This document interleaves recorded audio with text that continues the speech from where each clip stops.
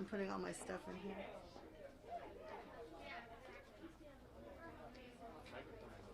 Okay. Okay.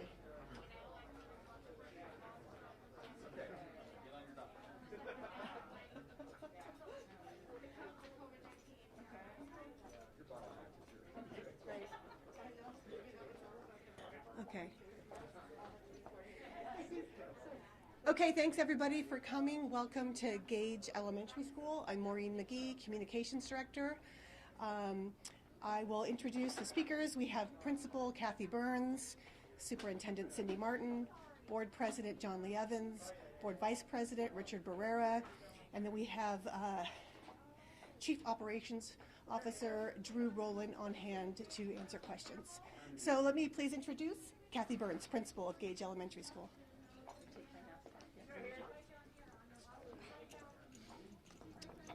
Good morning, everybody. I wanted to take a minute, first of all, to welcome you to this wonderful community.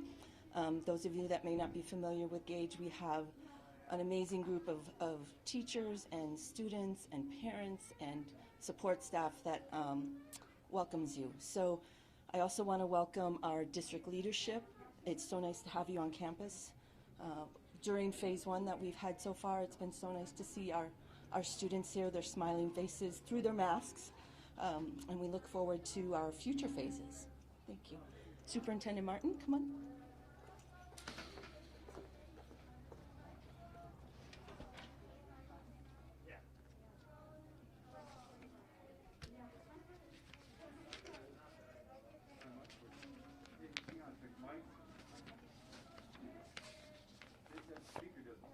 What's that? We don't need the speaker. It sounds better without it. What speaker? Yeah. Oh, over there? Yeah. Okay. Get reverb. You want me to wait? I don't know if you need it. Where the mic go? I can just turn this away. Do not do that, Bruce. Want me to use my outside voice? Okay, thank you. Thank you. Thank you, everyone. Good afternoon, everyone. Thank you for joining us. And first, I want to say thank you to the principal, Kathy Burns, here at Gage Elementary for hosting us today for this important update. Thank you, Kathy, for hosting us. Really appreciate you. From the start of this COVID-19 crisis, San Diego Unified staff has stepped up to support our families. We've passed out more than 6 million meals and distributed some 85,000 Chromebook computers to our students. Our teachers have provided millions of minutes of online instruction. It's been a heroic effort, and one that would not be possible if not for spectacular leadership of committed people like you see here in Principal Burns. At schools just like Gage, all across San Diego, workers have installed desk shields, air filtration systems, sanitizing stations, social distancing signs, and a lot of PPE, more than $11 million in PPE. Overall, we've spent more than $45 million preparing our schools to reopen in the safest and most responsible ways possible. We've not cut corners, and we will not cut corners. I want our families to know that we are taking every possible precaution to keep our students safe. Safety's been our strategy from the very start. That's why we announced some of the strictest health and safety standards in the state on August 10th. These standards were created in partnership with some of the best scientists and medical researchers in the world right here at UC San Diego. Now, if you check the dashboard on our website, you will see we are in the yellow range. The yellow range means it's still not safe for a full reopening. Nevertheless, our scientific experts said that it would be possible to reopen for small groups of students if we do so gradually and we do so in phases. And that's why we started that process, phase one, on October 13th, following what our UCSD team guided us to do. Today we want to provide our school community with an update on this phase one, and despite hosting some 4,000 students appointments at more than 100 schools, we have had 0 documented outbreaks of COVID-19 and 0 documented cases of transmission on our campuses as determined by the County Office of Public Health. This is good news. This is encouraging, but it's just the beginning. It's a highly contagious virus, and we must remain vigilant. Every one of our schools has a COVID-19 preparedness plan that includes numerous safety factors, things like cleanliness, air filtration, and there's enough hand sanitizers. Do we have enough PPE for our staff all across our campuses? These plans are displayed outside each reopened school. But starting this week, we will also begin posting these checklists so that you can see them. We'll post them online so everyone can see what's happening in terms of safety at their neighborhood school. So now I'd like to introduce our board president, Dr. John Lee Evans.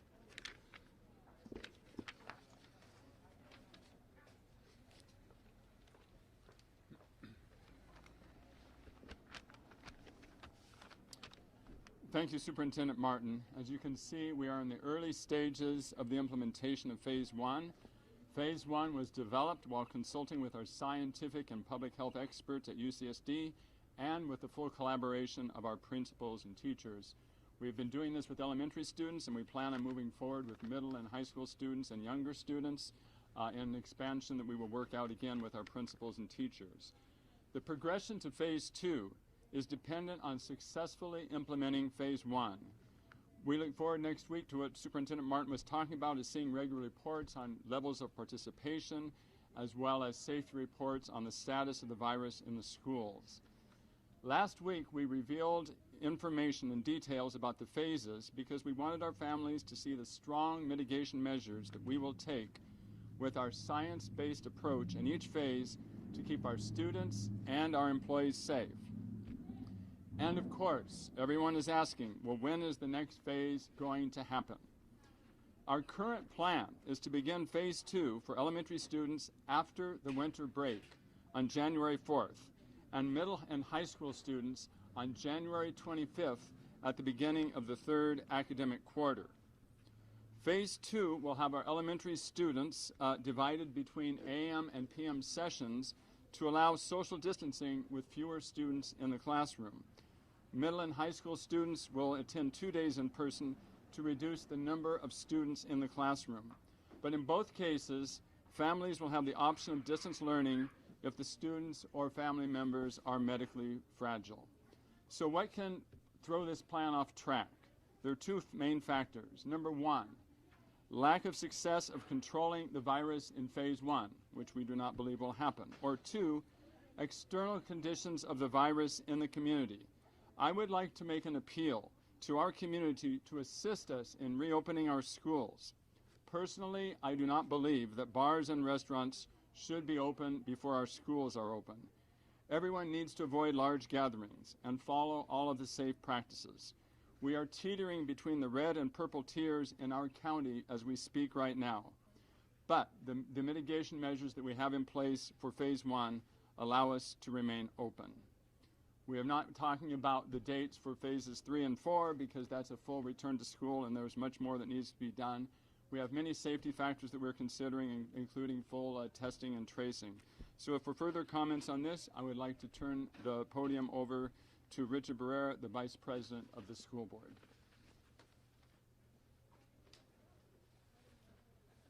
Thank you, President Evans. And again, thank you so much to Kathy Burns and the Gage community. We are inspired by what we see here at this school, and we see an entire school community coming together to give opportunities for our students to come back in person. We know Kathy talked about not only teachers volunteering to come back, but our noon duty aides are here welcoming our students as they come onto campus.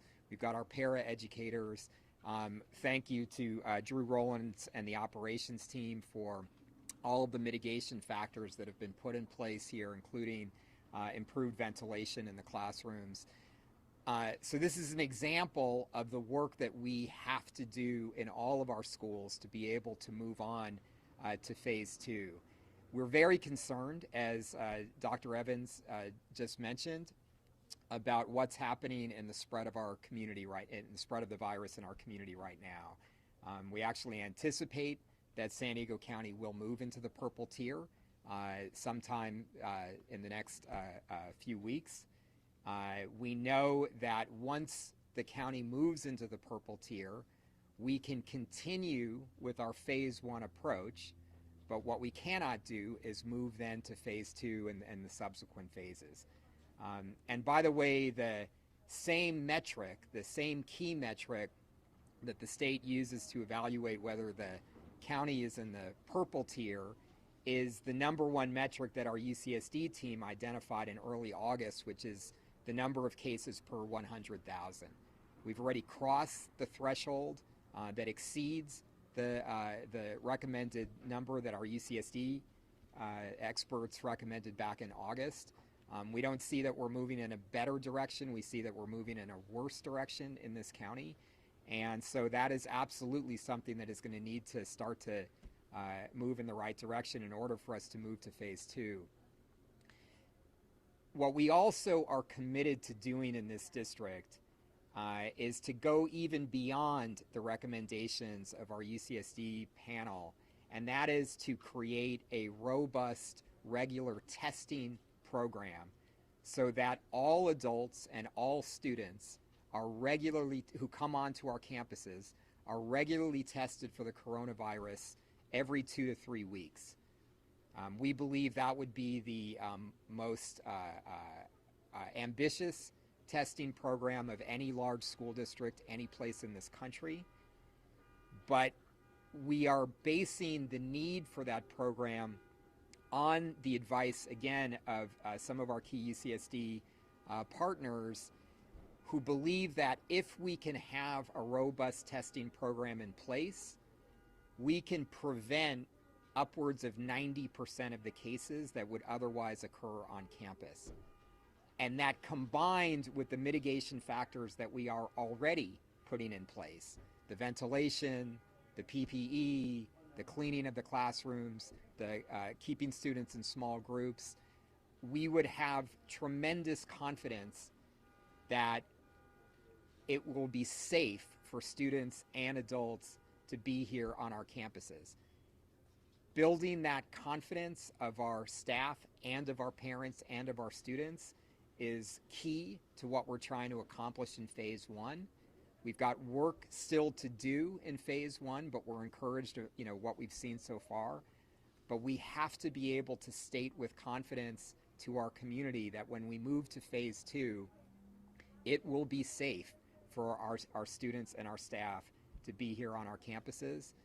We believe that as we continue with the expansion of phase 1, with the safety measures that have already put in place, and with a robust testing program, we will be able to move to phase 2. But again, we've got to be keeping an eye on the spread of the cases in our community, as Dr. Evans said.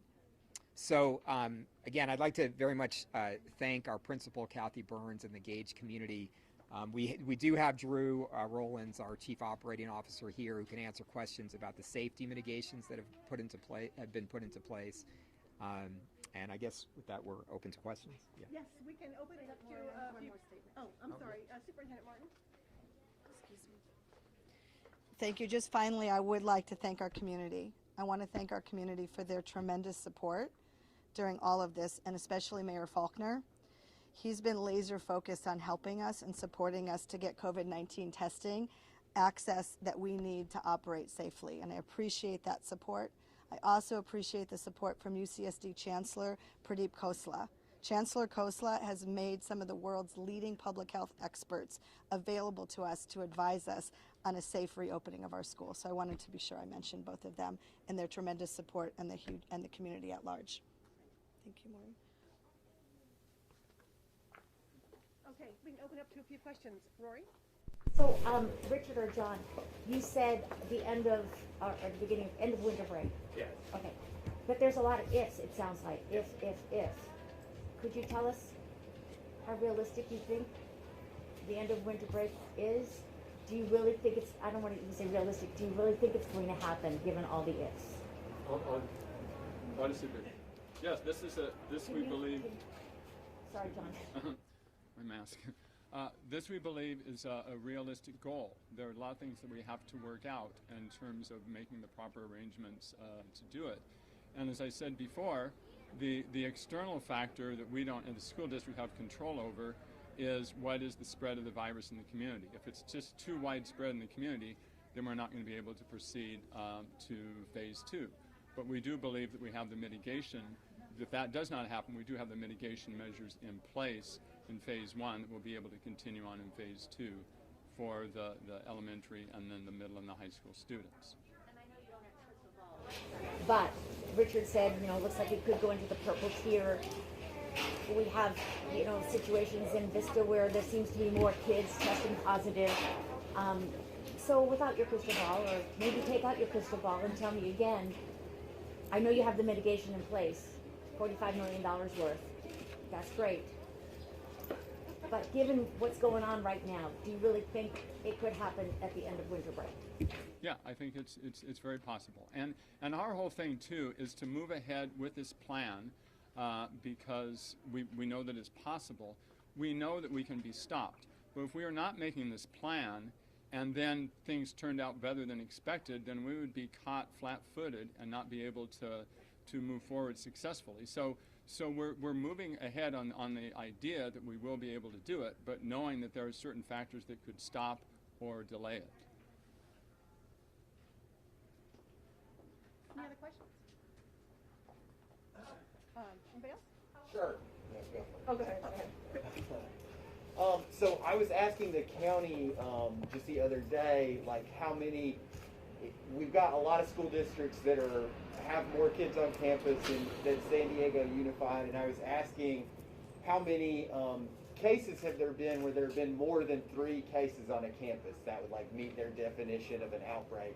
It's not necessarily an outbreak, but that had only happened in 2 cases is what they told me. And so, I guess there's a lot of parents in this district saying, you guys aren't opening fast enough. I know there's parents on the other side too, but it seems like the evidence we're starting to see is that the other school districts' reopenings have been largely safe. I don't think we can make that claim at all, Will. It's way too early to make any sort of claim that the evidence is clear about what's happening with other school districts that are opening in our county. We've got counter hypotheticals, that I think Rory just mentioned, the situation in Vista. And here's the thing that we have to be clear about. None of the districts that are opening are doing regular testing right now. So the only way that we know if somebody is positive on one of our campuses is if somebody who is symptomatic then goes in and is tested, which is not necessarily guaranteed even that to happen, and then that positive test is reported back to the school. We know that roughly half of people in this country who are carrying the virus are asymptomatic. So it's again why it's so important for us to be doing regular testing of all of our students and adults who come onto our campuses, whether or not they're symptomatic, and that will start to give us a clearer picture of, whether we're seeing outbreaks, whether we're seeing, cases that could potentially be transmitted onto campus. So I totally reject the idea that evidence is clear based on a few very small examples in our county of districts that have been partially open for some period of time, and there have been examples of positive cases occurring, in those districts. Again, I think the evidence around the country is very mixed on what's happening when school districts are opening. And I think we just have to, have some common sense here, which is that if the virus is continuing to spread in our community, And if we are yet able to actually test all of the people who are coming onto our campuses, that we should expect, even with the best mitigation measures that we're putting into place and we hope other districts are putting into place, that at a minimum, you'll have students and staff that are coming to campus carrying the virus. We also know that there's generally a big split in this county between districts that in communities have high rates of spread of the virus, like the South Bay districts, versus districts in other parts of the county where the virus is spreading at lower rates.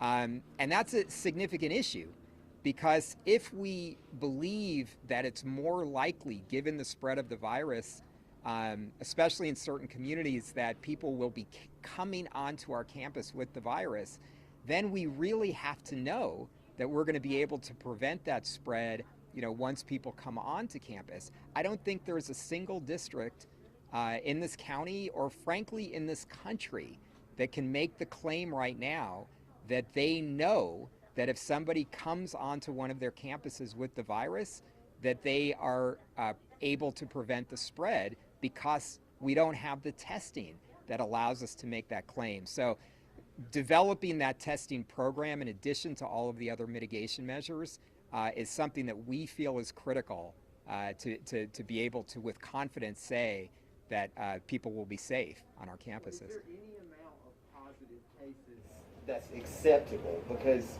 when I hear you describing it, you're trying to control risk, and I understand that. But as you and I and other people here have talked about many times, like, what's happening to some kids now who are stuck at home is very, very not good. So are you saying, like, you don't want any positive cases to come on campus? We don't want the cases to then spread. We can never be in a position where we're going to say there are not going to be positive cases that come on campus. Of course, that's the point of the virus being at such a high level in the community. We expect positive cases will come onto campus. What we have to know is that when a positive case comes onto campus, it won't spread to other students or staff. That's the measure that we are going to evaluate safety based on. About the UCSD scientists, when you go back, if we go back at the end of winter break, is that going to be dependent upon what the UCSD scientists say, which has a higher standard, or is that going to be dependent upon the county numbers? And have the UCSD scientists given you the green light at this point to open up at the end of the winter break? I mean, I don't know where the UCSD scientists. You can find the UCSD guidelines on the website. Am I what? I'll show you where the guidelines Well, I just are. want to know. I know what the guidelines Okay. are. I'm saying. We're sticking to the UCSD plan. Have they given you the green light? Well, no, because we're not at the green light point. In the end of the winter break, will you be dependent upon them to say if you can go? Will be dependent on the guidelines that they've already developed, yeah, including the number of cases per 100,000. Okay. And then the teachers, have you finished your negotiations? No, and How does that play into all of it? well, we have to negotiate with the teachers, with the principals, with our classified employees to have an agreed upon plan. But we're confident that we're going to be able to do that. We've done it every step of the way. That has allowed us to even get to this phase, which you don't, by the way, see in many of the large districts around California.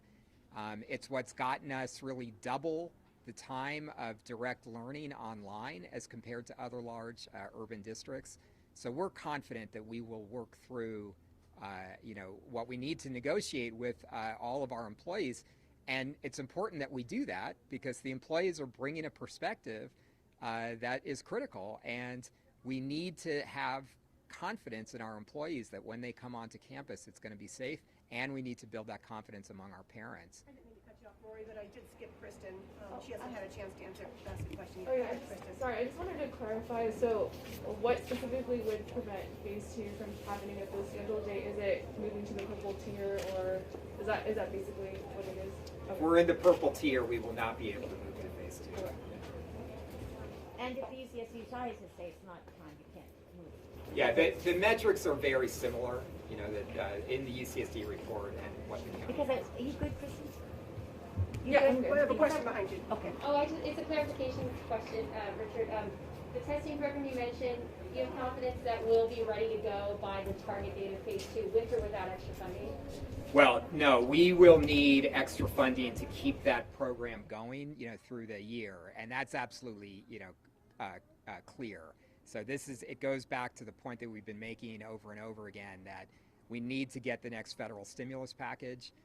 It's interesting that what's being debated right now in Congress and with the president is not about the amount of money for schools. There's general agreement on the amount of money for schools.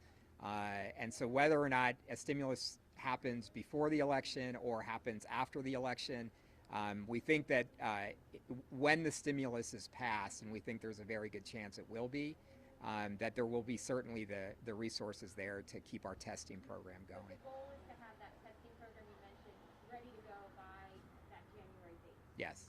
Yeah. Right, just to add to what he was saying, because it's related to these two questions. Just to add what he was saying to the questions about what are the different things that could stop the reopening, in terms of the virus in the community, the testing, and so forth.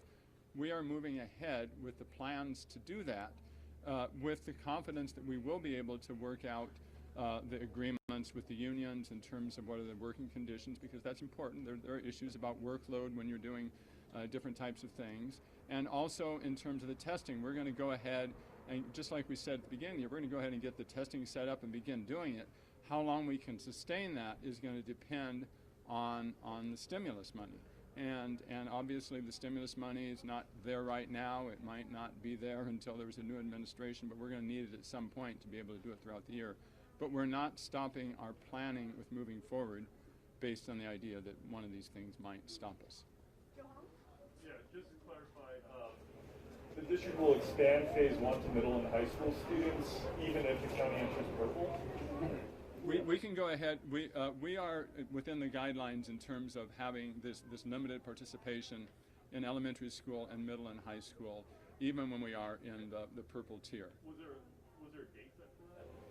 Well, we just need to get with our employee groups and work on some of the details of this, which we need to work out, but we hope to be able to start that very soon, so that we have a broad, two reasons. One is that there's students who really are suffering and falling behind, and we want them to be able to be at school and participating. And number two, the more students we have on campus, the better, the more robust is the test of our safety procedures and so forth. Like November? Well, next week is November, right? So I'm not sure about the exact day, but hopefully very soon, within the next week or so. So it's a short window, January 4th to January 25th, and there's been a lot of talk about older kids and younger kids, and there's certainly some thought that younger kids seem to be spreading it less, and maybe that's not because they don't hold it, maybe it's because of mitigation factors, but why push the early kids and the older kids so close together, January 4th and January 25th? Like, why not spread that out a little more? Well, the idea is that we really would hope that we would be ready after the winter break to begin, and so that's why we're starting right away with the elementary students. The natural transition is that really the grading periods for middle school and high school, which is rather than starting them all on January 4th, we're doing on January 25th, so that it just corresponds to the grading period. And there's also something to be said just in terms of the system. It's different at every school, but just to have the entire system working on elementary schools for a few weeks and then adding on the middle and high schools makes the transition a little bit smoother too. I guess the experts, one of the things I'm pretty sure the experts have been very clear on is they kind of told you guys it would be safe to bring younger kids back first. I'm pretty sure a couple of them made that statement pretty clearly. You don't exactly seem to be doing that though. You're kind of doing it based on a grading window. Could we be bringing I'm just doing my job here, but could we be bringing the younger kids back now? You guys don't seem to totally be following that phased approach with age. You want to comment on that, Richard? Yeah. Well, I think we very much are following that phased approach with age. As you see in phase 1, these are elementary school students. What we're hoping is, what John just talked about, that the next piece of phase one would include older students. And having older students on campus in phase one gives us the same ability to start preparing, to start monitoring how we're doing, with older students who are coming onto campus. And then, as John just talked about, we would have a gap, between when our elementary school students would start in phase two and when our older students would start in phase two. If we feel like there are problems, let's say we meet the January 4th and we're starting with our elementary school students and we feel that there are problems, in implementation, then of course we would move back, the start of phase two for our older students. But we think we are following a phased approach with younger students first. So Richard, just I hate to be persistent on this, but I know I'm going to hear this today from people who say they want schools to reopen and you're not doing enough to reopen them soon. So maybe there's a clarification needed for them. I mean, they say you're dependent upon the UCSD scientists to give the green light. The UCSD scientists have a higher standard. Why do we in San Diego Unified have to have a higher standard when everybody else can go with the county standards? And then I think in answer to the question, people said they were the same. So are they higher? And those are the ones you're going to go with. So what do you say to people who say, why do we have to be special and go with higher standards when everybody else is going with the county standards? So the first metric that both the state looks at and the county is cases per 100,000. And the current number that the state is looking at, 7 cases, unadjusted, are adjusted, cases per 100,000, is the exact same number that the UCSD scientists came up with in early August before, the state identified that metric. It was, at the time, the UCSD scientists were talking about over a 2-week period, 100 cases per 100,000. Now we're talking about 7 daily cases per 100,000. It's the exact same metric. So, and that is the key metric that will determine whether or not the county goes into the purple. The state has now established another metric, which is about equity. And, what the state is saying is that if a county is in a certain level, before it can then move into the next level, it has to have an equity metric that is satisfactory. Now that's a new one, since the UCSD panel came up with their recommendations in early August. It's an important one to keep an eye on because, again, we're a district where we have big disparities in our communities between areas where the virus is spreading at higher levels versus others. And then in addition to the state metrics, what the UCSD scientists looked at were a couple of metrics that the County of San Diego has deemed important.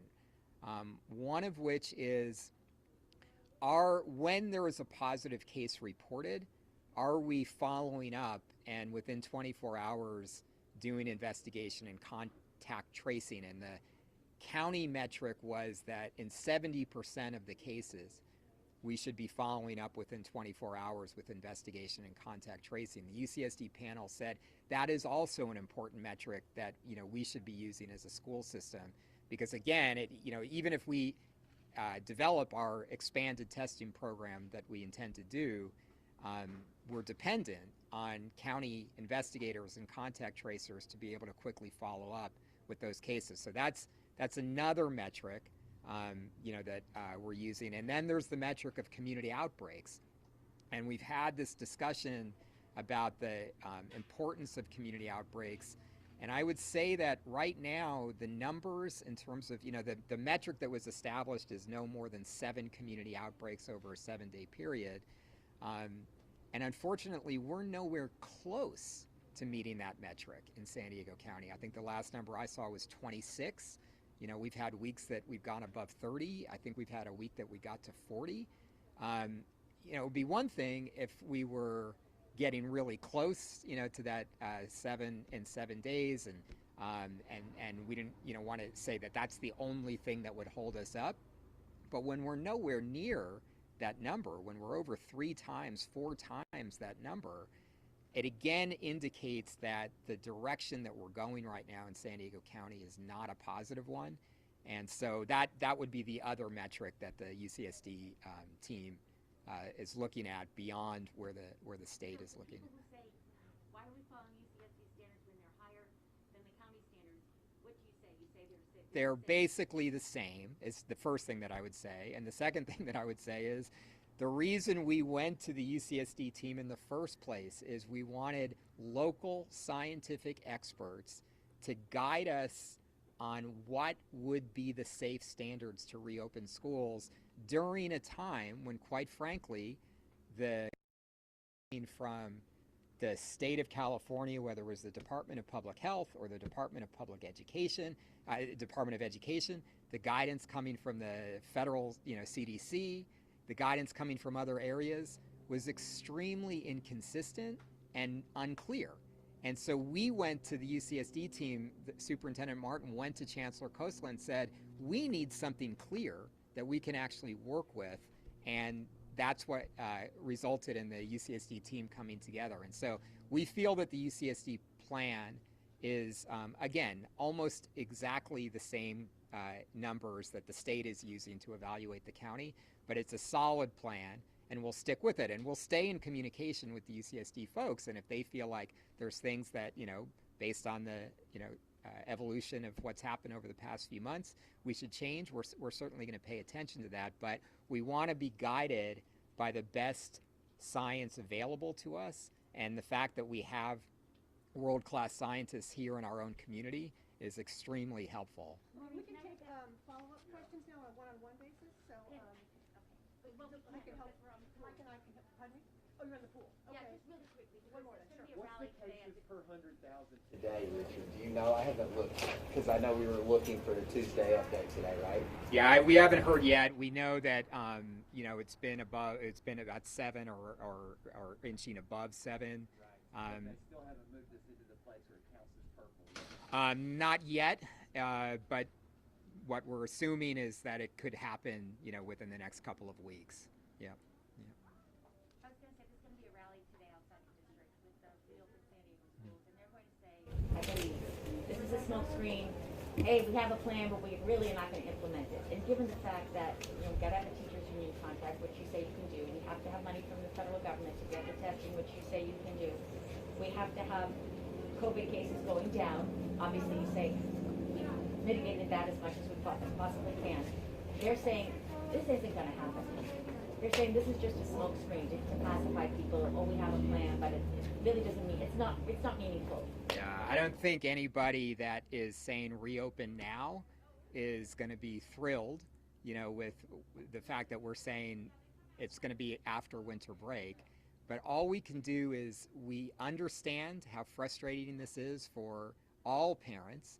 We know that there are many parents who say this is frustrating, but I'd rather know that my kids are safe than rush them into a situation. So we know that we've got all of those perspectives all over our community. Our job is to follow the science, put the safety measures in place, actually be aggressive in developing a testing program that we think should become the model, for school districts throughout the country.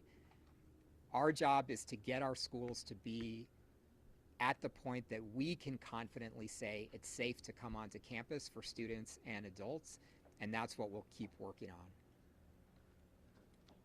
If anybody else has any other questions, I can help facilitate. Also, we have a news release that was issued while you were all here. If you want a hard copy, I've got one here as well. I know some folks have time restraints.